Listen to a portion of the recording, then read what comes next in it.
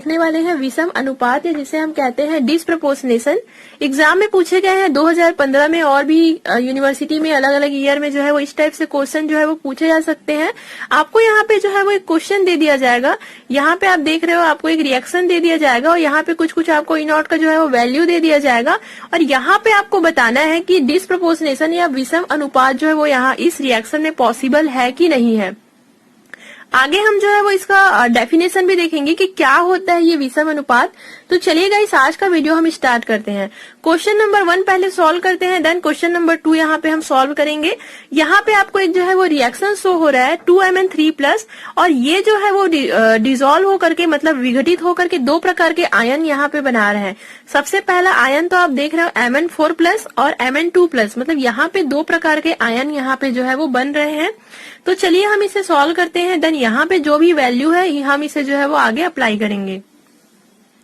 तो सब यहाँ पे आपको लिखना है सॉल्व। उसके बाद सबसे पहले यहाँ पे आप देख रहे हो 2Mn3+ है, तो सबसे पहले हम एक Mn3+ को जो है वो यहाँ पे लिख देंगे, और यहाँ पे हम देखेंगे कि Mn4+ आयन जो है वो कैसे बना हुआ है। तो Mn4+ आयन जो है वो यहाँ पे आप देख रहे हो Mn3+ करके लिखना है आपको, देन Mn4++ E-।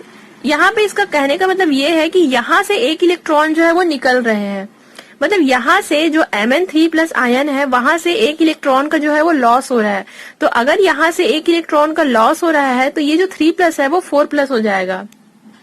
यहाँ पे 3+ कहने का मतलब ये है कि यहाँ से 3 इलेक्ट्रॉन जो है वो निकल चुके हैं, लेकिन अब इस आयन से एक इलेक्ट्रॉन जो है वो और निकल रहे हैं। तो अगर इस आयन से एक इलेक्ट्रॉन और निकल जाते हैं, एक इलेक्ट्रॉन और यहाँ से जो है वो रिमूव हो जाते हैं, ये जो है वो Mn4+ हो जाएगा।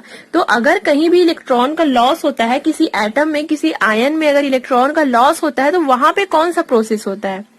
वहां पे जो है वो आपका ऑक्सीडेशन का प्रोसेस होता है, जिसे हम ऑक्सीकरण की क्रिया कहते हैं। ऑक्सीडेशन क्या होता है, रिडक्शन क्या होता है, ये मैं आप लोगों को पहले भी बता चुकी हूँ। ये सारे नोट्स आप लोगों को मेरे चैनल में मिलेंगे। तो कहने का मतलब ये है कि ये जो आपका Mn3+ है वो अपना एक इलेक्ट्रॉन लॉस करके Mn4+ आयन जो है वो बना देते हैं। यहाँ पे आपका क्या हो रहा है, ऑक्सीडेशन का प्रोसेस हो रहा है। ऑक्सीडेशन के प्रोसेस में क्या होता है, किसी भी आयन या एटम से जो है वो इलेक्ट्रॉन का लॉस होता है। इतना आप लोगों को क्लियर हुआ? यहाँ तक तो आप लोगों को समझ में आ गया। सेकंड चीज यहाँ पे हम ये देखते हैं कि ये जो है वो Mn2+ आयन भी बना रहे हैं। तो आखिर ये Mn2+ आयन कैसे बना रहे हैं, वो चीज हम जो है वो आगे समझेंगे। जब ये Mn3+ एक इलेक्ट्रॉन को अपने अंदर ऐड कर लेंगे, मतलब एक इलेक्ट्रॉन को जब ये एक्सेप्ट कर लेंगे, तो ये जो 3+ है वो 2+ में जो है वो कन्वर्ट हो जाएगा। कहने का मतलब है कि यहाँ पे अगर इन्हें एक इलेक्ट्रॉन मिल जाता है, कोई एक इलेक्ट्रॉन जो है वो डोनेट कर देते हैं, ये जो 3+ है वो 2+ हो जाएगा, क्योंकि ये जो है वो इलेक्ट्रॉन अपने अंदर जो है वो ग्रहण कर लिए हैं। यहाँ पे जो है वो इलेक्ट्रॉन का जो है वो गेन हो रहा है, यहाँ पे इलेक्ट्रॉन की संख्या में वृद्धि हो रही है। तो यहाँ पे जो हमारा प्रोसेस है वो रिडक्शन कहलाएगा, ये जिसे हम अपचयन की क्रिया कहते हैं। दोनों आप लोगों को समझ में आया? पहला रिएक्शन में आपका क्या हो रहा है, ऑक्सीडेशन हो रहा है, क्योंकि यहाँ से एक इलेक्ट्रॉन जो है वो निकल रहे हैं, इसलिए Mn3+ से Mn4+ बन गया। यहाँ पे एक इलेक्ट्रॉन जो है वो ऐड हो रहे हैं, इसलिए Mn3+ से ये Mn2+ बन गया। दोनों क्लियर हुआ आप लोगों को? पहला प्रोसेस में आपको ऑक्सीडेशन हो रहा है, दूसरा प्रोसेस में आपका जो है वो रिडक्शन हो रहा है। अब आते हैं हम यहाँ पे जो भी वैल्यू दिया हुआ है इसे हम इस पे अप्लाई करेंगे। तो सबसे पहले देख लेते हैं ये वाला वैल्यू देख लेते हैं हम। यहाँ पे कौन सा वैल्यू अप्लाई करेंगे, E0 Mn4+ Mn3+, मतलब ये वाला आपका आएगा Mn3+ और Mn4+। तो इसका जो आपका वैल्यू होगा E0 का वो होगा 0.95 वोल्ट। तो इसे हम लिख देंगे 0.95 वोल्ट, और ऑक्सीडेशन का प्रोसेस हो रहा है इसलिए हम यहाँ पे माइनस लगा देंगे। क्लियर हुआ आप लोगों को? तो सेकंड हम देख लेते हैं, ये जो Mn3+ है और Mn2+ है उसके लिए वैल्यू कितना दिया गया है, 1.51 वोल्ट। इसे भी हम यहाँ पे लगा देंगे। ये यहाँ पे जो है वो रिडक्शन हो रहा है इसलिए जो है वो पॉजिटिव है। यहाँ तक आप लोगों को क्लियर हुआ कैसे आपको जो भी आपको वैल्यू दिया रहेगा कैसे आपको जो है वो लगाना है, और आप कैसे समझ सकते हो कि ये Mn3+ जो है वो कैसे Mn4+ बन रहा है और कैसे Mn2+ बन रहा है। यहाँ तक आप लोगों को क्लियर हुआ? अब हम देखते हैं, अब आपको क्या है, सिंपल जो है वो इसे जो है वो नीचे उतारना है। एक प्रकार से कहो आपको ऐड करके जो है वो इसे नीचे उतारना है। तो पहला वाला देखते हैं, यहाँ पे Mn3+ है, Mn3+ है, कितना Mn3+ हुआ, 2 हुआ। तो यहाँ पे हम क्या लिख देंगे, 2Mn3+। अब हम देखते हैं यहाँ पे आपका क्या क्या है। ये ई को आप छोड़ दीजिए, आपको ई को जो है वो नहीं लिखना है, केवल जो Mn है वही लिखना है। तो यहाँ पे आपका क्या क्या शो हो रहा है, Mn4 प्लस और Mn2 प्लस, इसे हम जो है वो नीचे उतार देंगे। तो आपका क्या हुआ, 2Mn3 प्लस Mn4 प्लस और प्लस Mn2 प्लस। ये रिएक्शन आपका किससे मैच कर रहा है, यहाँ पे जो रिएक्शन दिया हुआ है हम लोगों ने इसे जो है वो वापस बना लिया। अब हम क्या करेंगे, ये जो ई नॉट का वैल्यू है उसे आपस में जोड़ देंगे। जब इसे आपस में ऐड करोगे तो इसका वैल्यू जो है 0.56 वोल्ट जो है वो आएगा। यहाँ पे आप देख रहे हो इसका वैल्यू जो है वो पॉजिटिव में आया है, मतलब इसका जो वैल्यू है वो धनात्मक है। विषम अनुपात के लिए ई नॉट का मान धनात्मक है, अतः यह विषम अनुपात संभव है। कहने का मतलब ये है कि अगर ई नॉट का वैल्यू जो है वो पॉजिटिव में आया है, यहाँ पे डिस्प्रोपोर्शनेशन होगा, मतलब इस रिएक्शन में विषम अनुपात संभव है, पॉसिबल है। यही तो हमें बताना था कि विषम अनुपात पॉसिबल है कि नहीं है। आगे मैं आप लोगों को इसका डेफिनेशन भी बताऊंगी। इस प्रकार विलयन में Mn3 प्लस आयन विषम अनुपातिक होकर Mn4 प्लस और Mn2 प्लस आयन जो है वो बनाता है। तो यहाँ पे यही कहा जा रहा है कि ये जो है वो विषम अनुपात यहाँ पे शो कर रहा है, तभी ये जो Mn3 प्लस है वो दो प्रकार के आयन बना रहे हैं, Mn4 प्लस और Mn2 प्लस। यहाँ तक आप लोगों को क्लियर हुआ। अब चलिए मैं आप लोगों को इसका डेफिनेशन बताती हूँ। देखिए इसका डेफिनेशन क्या होगा, बहुत ही इजी है। आप यहाँ पे सबसे पहले कॉन्सेंट्रेट करो, यहाँ पे Mn3 प्लस है। Mn3 प्लस जो है वो दो प्रकार के आयन यहाँ पे जो है वो बना रहे हैं। पहला तो 4 प्लस और 2 प्लस। अगर हम इसकी ऑक्सीडेशन स्टेट की बात करें, ऑक्सीकरण अवस्था की बात करें, तो +3 ऑक्सीकरण अवस्था है, इसका +4 ऑक्सीकरण अवस्था है और इसका +2 ऑक्सीकरण अवस्था है। यहाँ पे हम देख रहे हैं कि ये जो आपका आयन है वो अपने से ज्यादा ऑक्सीकरण अवस्था वाले और अपने से कम ऑक्सीकरण अवस्था वाले दो प्रकार के आयन बना रहे हैं।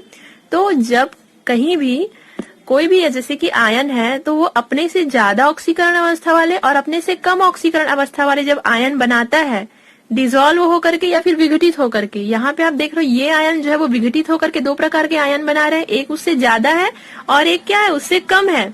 यही तो विषम अनुपात कहलाता है, यही इसका डेफिनेशन है। तो चलिए मैं आप लोगों को इसे डेफिनेशन जो लिखी हूँ उसे जो मैं आप लोगों को बता देती हूँ। जब एक ऑक्सीकरण अवस्था विघटित होकर उच्च ऑक्सीकरण अवस्था वाले आयन तथा निम्नतर ऑक्सीकरण अवस्था वाले आयन बनाता है तो इसे विषम अनुपात कहते हैं। जो मैंने आप लोगों को बताया वही है, जब कोई आयन अपने से ज्यादा ऑक्सीकरण अवस्था वाले और कम ऑक्सीकरण अवस्था वाले दो प्रकार के आयन बनाता है तो उसे हम विषम अनुपात कहते हैं। बहुत ही इजी है। यहाँ तक आप लोगों को क्लियर हुआ। तो चलिए अब हम इसका सेकंड एग्जाम्पल जो है वो स्टार्ट करते हैं। क्वेश्चन नंबर 2 देखते हैं। 2Cu प्लस और Cu2 प्लस और Cu।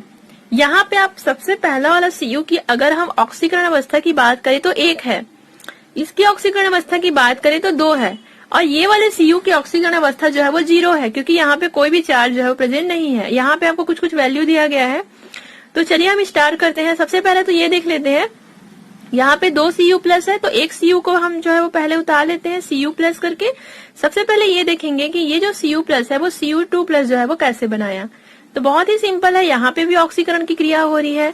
ये Cu प्लस है, अगर इसमें इसकी जो है वो इसमें से एक इलेक्ट्रॉन पहले से निकला हुआ है, ये एक इलेक्ट्रॉन और निकाल देंगे तो ये क्या हो जाएगा, +2 हो जाएगा। जब इलेक्ट्रॉन निकलते हैं तो वहां पे पॉजिटिव चार्ज आ जाता है, ये तो आपको पता ही है। यहाँ पे जो है वो ऑक्सीकरण की क्रिया हो रही है, एक इलेक्ट्रॉन यहाँ से निकल गया, एक इलेक्ट्रॉन जो है वो यहाँ से लॉस हो गया, तो इस पे जो है वो 2 प्लस जो है वो आ गया। यहाँ तक आप लोगों को क्लियर हुआ। तो यहाँ पे आप देख लेते हैं 2 प्लस के लिए जो है वो क्या है, Cu प्लस और 2 प्लस के लिए तो कौन सा वाला, हाँ ये वाला Cu2 प्लस और Cu, ये वाला वैल्यू आप जो है वो यहाँ पे लिख दोगे ई नॉट करके। सेकंड देखते हैं Cu plus plus E plus. अब ये जो Cu प्लस है वो Cu कैसे बनाएगा, यहाँ का पॉजिटिव चार्ज जो है वो खत्म होकर के Cu कैसे बनेगा। तो बहुत ही सिंपल है, एक इलेक्ट्रॉन हम जो है वो इसमें ऐड कर देंगे, क्योंकि Cu प्लस मतलब आप क्या समझते हैं, यहाँ पे एक इलेक्ट्रॉन की कमी है, एक इलेक्ट्रॉन हम इसको दे देंगे, यहाँ पे रिडक्शन कर देंगे। यहाँ पे जो है वो रिडक्शन का प्रोसेस हो रहा है, अब चयन की क्रिया हो रही है, ये क्या हो जाएगा, नॉर्मल Cu हो जाएगा आपका। तो इसका जो भी यहाँ पे ई नॉट का वैल्यू है उससे हम जो है वो 0.50 वोल्ट करके जो है वो लगा देंगे। अब हम क्या करेंगे, दोनों को जो है वो आपस में जोड़ देंगे। ये जो ई नॉट का वैल्यू है उससे जब हम आपस में ऐड करेंगे तो ये आपका +0.35 वोल्ट करके जो है वो आंसर आ जाएगा। यहाँ तक क्लियर हुआ। और यहाँ पे आप देख रहे हो Cu प्लस है, तो 2Cu+ हम जो है वो यहाँ पे लिख देंगे और यहाँ पे Cu2+ करके उतार देंगे ये Cu। अब यहाँ पे भी आप देख रहे हो इसका वैल्यू जो है वो पॉजिटिव में आया है, तो इस प्रकार E0 का मान धनात्मक होने के कारण यह विषम अनुपात संभव है। यहाँ पे पॉसिबल है विषम, जो भी आपका डिस्प्रपोर्शनेशन है, विषम अनुपात जो है वो यहाँ पे पॉसिबल है। क्यों पॉसिबल है? क्योंकि आप देख रहे हो इसका ऑक्सीडेशन स्टेट जो है वो +1 है, ये अपने से ज्यादा वाले ऑक्सीडेशन स्टेट वाले और अपने से कम, इसका क्या है 0 है, इसका क्या है +2 है। तो अपने से ज्यादा वाले और अपने से कम वाले जो है वो यहाँ पे जो है वो फॉर्मेशन कर रहे हैं, तो स्वाभाविक सी बात है यहाँ पे जो है वो विषम अनुपात जो है वो संभव होगा। और बाकी ये चीज जो है वो आप लिख सकते हो। तो आई होप यू गाइस आज का टॉपिक आप लोगों को समझ आया होगा। तो एग्जाम्पल अगर आप लोगों को लिखने दिया जाएगा तो आप ये एग्जाम्पल जो है वो लिख सकते हो, बस आपको E0 का वैल्यू थोड़ा सा याद करना होगा। बट एग्जाम में अगर इस टाइप से क्वेश्चन आते हैं तो आपको ये जो वैल्यू है वो पहले से दिया होगा। Thank you so much guys for watching this video.